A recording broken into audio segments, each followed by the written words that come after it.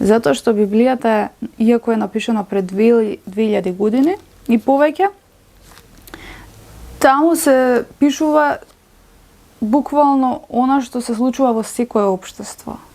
Значи, тука се пишува борбата помеѓу доброто и злото, кое што ние од информациите и приказните на овие луѓе во Библијата, впрочем, сваќаме каде лежи тоа зло.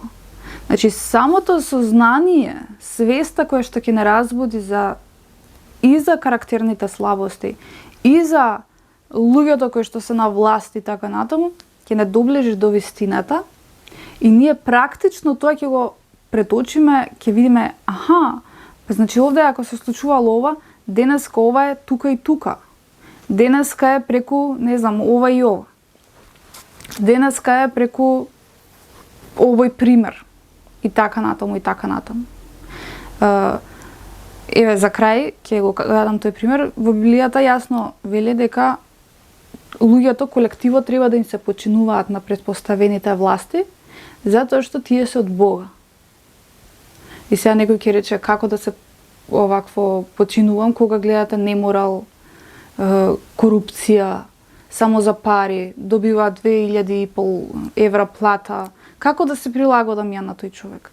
Па тој ти е даден затоа што ти го поддржуваш на некој начин злото во општеството. Дали работиш за некој бизнисмен, за некоја корпорација, слепо, не знам, поддржуваш бутици, брендови, поддржуваш огромно зло. И гледате, ти го дозволуваш, ти си купувач, значи поддржувач на некое зло во општеството и тебе ти доаѓа како казна соодветно таков управител на државата.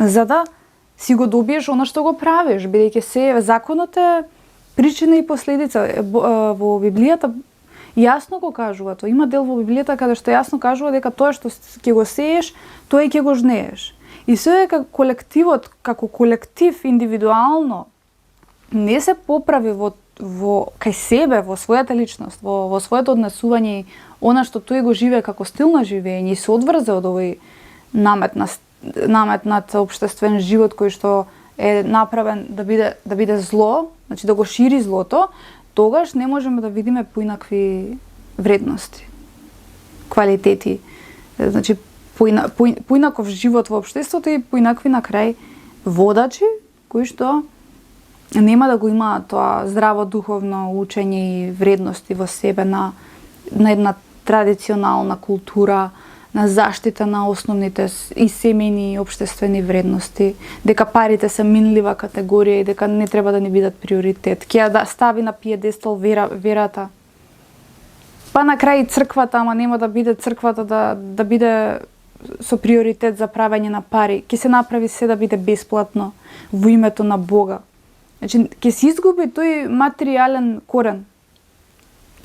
Ама, се дека човекот не се освести, слепо верува и на функционери, и гласа, и живее како што живеел до сега и оди да гласа со очекување дека ќе донесе поинаков живот во Македонија, се лаже. Навистина се лаже, така што ги охрабрувам сите оние луѓе да тргнат по вистината. Нека дадете си една година да ја проучите. Доволна една година да се проучи Библијата и да ви даде еден кураж да зачекурите во својата идеја и мисијата која што Бог ја наумил за вашиот живот во овој привремен земски живот, затоа што сите ние ќе си отидеме еден ден од тука и да си отидеме барам со некое позади себе, како да кажам,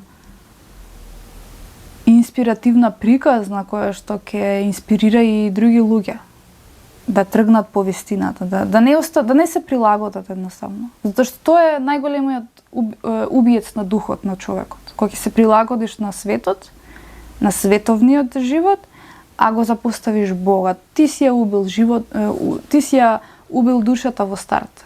Си ја уништил својата мисија на душата заради на сметка на тоа да се прилагодиш на светот. А тоа е најголемиот грев кој што си го правиме на себе си.